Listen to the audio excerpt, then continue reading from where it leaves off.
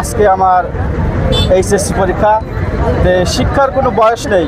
নাটোরের বড়াই গ্রামে সুষ্ঠু ও উৎসবমুখর পরিবেশে শুরু হয়েছে এসএসসি ও সমমানের পরীক্ষা।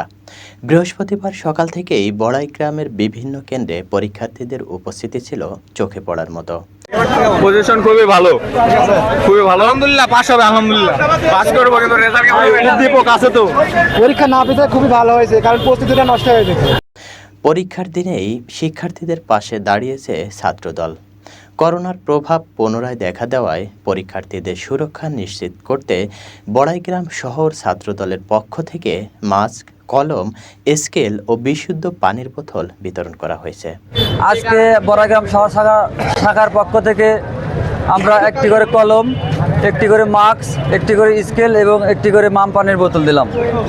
মোটামুটি এখানে ছাত্রছাত্রী আছে 600 জন, আমরা মোটামুটি 500 জনকে দিয়েছি। কেন্দ্রীয় ছাত্রদলের নির্দেশনা ও বিএনপির ভারপ্রাপ্ত চেয়ারম্যান তারেক রহমানের আহ্বানে সারা দেশে চলমান এই কার্যক্রমের অংশ হিসেবে বড়াইগ্রামে এই উদ্যোগ গ্রহণ করা হয়।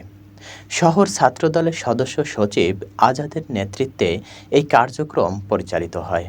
বিতরণ কার্যক্রম চলাকালে ছাত্রদলের বিভিন্ন পর্যায়ের নেতাকর্মীরাও উপস্থিত ছিলেন। আমি বর্তমানে বড়াইগ্রাম পৌর যুব দলের সভাপতি। শিক্ষাগত যোগ্যতা এটা তারেক রহমানের 31 দফায় আছে। এটা মাথায় নিয়েই গত করোনার ভিতরে আমি এসএসসি পাস করি। আজকে আমার এইচএসসি পরীক্ষা। শিক্ষার কোনো বয়স নেই একথা ভেবে, এবং রাজনীতি করতে গেলে একটা মানুষের দীর্ঘ পথ বা একটা আশা আকাঙ্ক্ষা থাকে। এরই লক্ষ্যেই সামনে তারেক রহমানের যেহেতু রাজনীতি, তৃণমূলের রাজনীতি, এটা স্বচ্ছ এবং শিক্ষাগত যোগ্যতা আসতে পারে, এরই ভিত্তিতেই আমি এই শিক্ষা উত্তীর্ণ হতে চাই এবং শিক্ষিত হতে চাই। তারা জানান, শিক্ষার্থীদের পাশে থাকতেই তাদের এই ক্ষুদ্র প্রয়াস। স্থানীয়রা ছাত্রদলের এই মানবিক উদ্যোগকে সাধুবাদ জানিয়েছেন।